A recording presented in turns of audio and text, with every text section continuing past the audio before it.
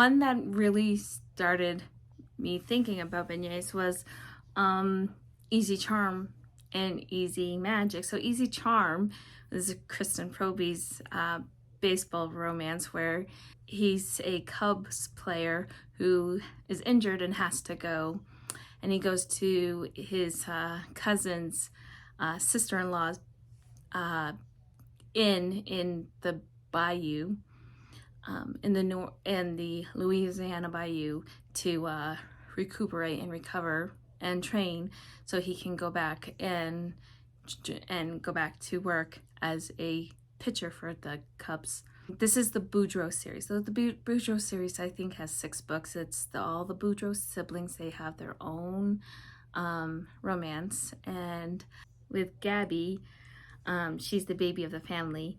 And Reese is the baseball player, and she's a single mom. And her son is a big-time baseball fan. And it's such a sweet little romance, and it's quintessential, and I love it. But then we move on, and I actually skipped Easy Melody because I just did. But because I really wanted to get to Easy Magic because I was intrigued by Boo Boudreaux, who was prominent in this book, because in it we meet Mallory. Mallory is a shop owner. She's on the French Quarter, and so that's when they started talking about beignets and stuff, which I was like, what is that? Anyway, so Mallory and Beau. So Mallory, she's trying to live her best life. She's a medium. She doesn't want to be a medium. Her grandmother died trying to help help the police solve these cases where this guy was abducting these kids, and she doesn't do what her grandmother did, but the guy who her grandmother helped put away thought that she could. So she was being hunted down by this guy in a very psychic sort of way. Beau Boudreaux falls in love with her, and he's just like, he takes her as she is, and he's like, I live in New Orleans. I absolutely loved this story. I thought it was very, very sweet. These are the books where they started talking about beignets and stuff, and it introduced me to Kristen Proby. And because I read Easy Magic, I was like, it was already out, and the book Shadows, which is book 1 in the Bayou Magic series, and it just came out on audiobook, and Jason Clarke. And I keep telling everybody just to don't bother with a paperback. Just get the audiobook. Trust me, get the audiobook. Jason Clarke. I made a whole video about Jason Clarke, and I featured this book on there because he narrates the serial killer. This is paranormal, and there is a whodunit. This is a mystery. This guy is killing these women, and Jason Clarke narrates the serial killer. Please, it's spooky season. I'm putting this out early. Please do yourself a favor. Go get the audiobook and listen to Jason Clarke. Trust me on this one. And I was sitting there, and while I was making beignets, listening to this audiobook, he is fantastic. He did such a great job at this part. I mean, seriously. I would just skip the ebook, skip the paperback, just get the audiobook for Shadows. This one is about, his name is Cassian, but he goes by Cash and Brielle.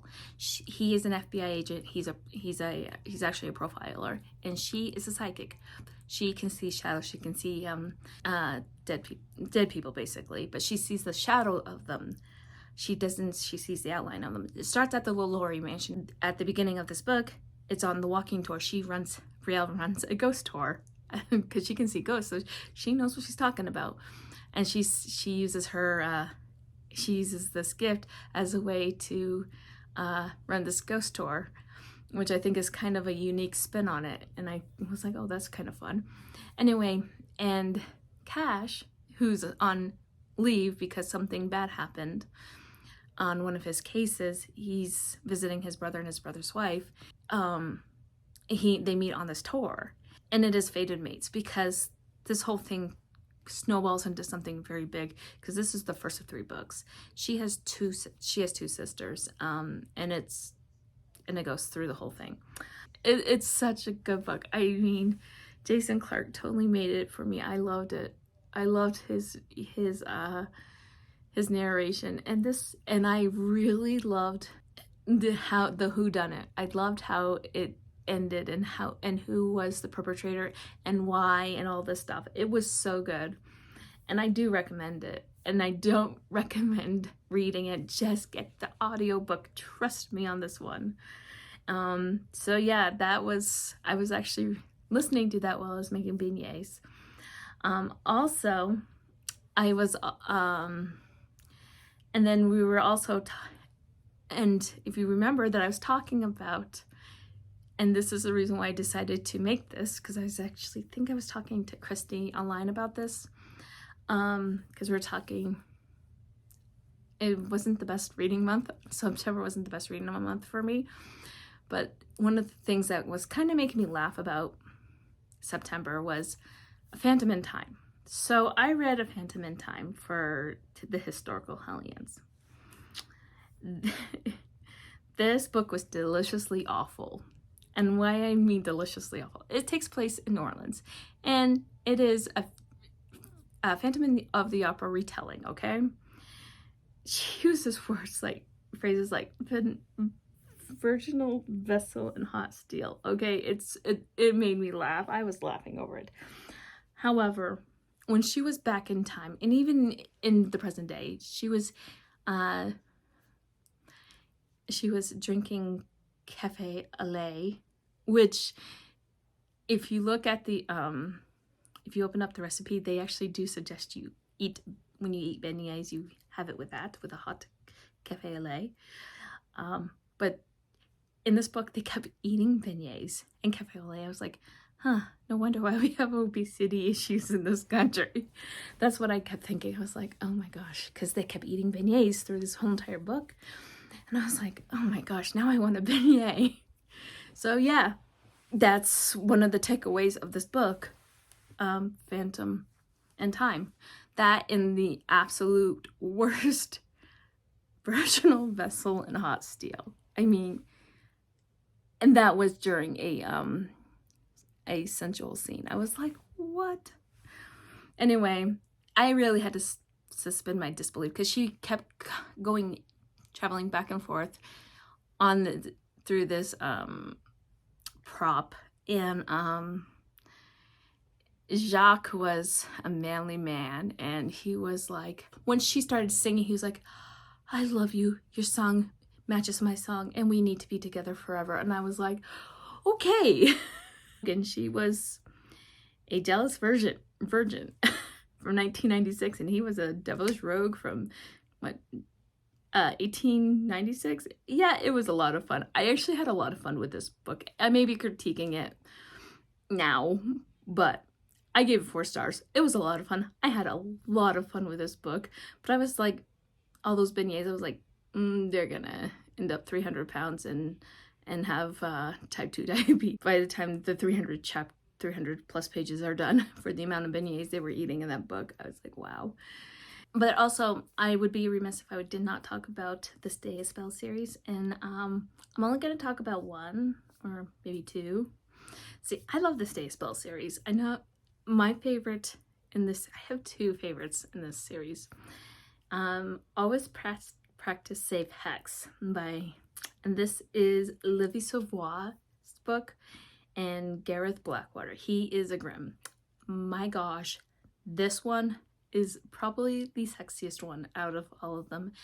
And she is very charismatic. She knows how to deal with people. She knows how to get what she wants out of people.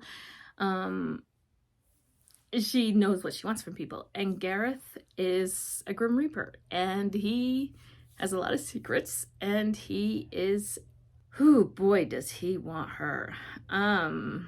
There's so much sexual tension in this book. Like, it is oozing with sexual tension in this book. This is probably one of the darker books in this series, and it's one of the most sexiest books in the series. So they're in a contest where they want for the influencers and to be able to promote their own projects. And Gareth wants to be able to have he wants to promote the awareness of those who are orphaned, who are vampires or grims or werewolves, or witches, because especially if they're placed with human families, because Gareth was orphaned and he was placed in a human family because he was violated by a vampire when he was a kid, who was also a kid, and this vampire knew what he was doing. Anyway, so Livy wanted to win this PR contest, but one of the guys who was running this PR contest really wanted Livy, to the point where this guy was really bad. It was bad. And he had his sights set on Livy, to the point where it was highly concerning, and I don't want to say any more because I don't want to ruin it, but this one is absolutely fantastic. I would highly recommend it. And this is definitely, I think this one is my favorite in this series. These two are also set in New Orleans. Unlike the Kristen Proby ones, they're not set in the French Quarter. They're set in Magazine Street, which is very different from the French Quarter, for what I understand. Again, I'm not from New Orleans. I've never been to New Orleans. I haven't even set foot in Louisiana, so I wouldn't know. So these are some of the books and stuff that made me decide to make beignets. They inspired me to figure out what a beignet was, and to to learn how to make them. And honestly, now my family love beignets. I make them once in a while. They don't make them very often, but I make them once in a while, and I was like, I think it's time to make another set of beignets, so I do that. Anyway, I hope you enjoyed this video. I know this is unique from what I normally do, but I thought it would be kind of a fun video to do. If you like this kind of video, let me know if you want me to do this type of video again. If you know of any other than Interview with a Vampire, because I know that one is definitely in, and also I also know that the Immortals After Dark series is also in New Orleans. I've read every single Immortals After Dark book. That is one of my absolute favorite series, okay? But yeah, if you know of any other books that are set in New Orleans, please let me know down below. If you would like me to do this type of video again, please also let me know down below.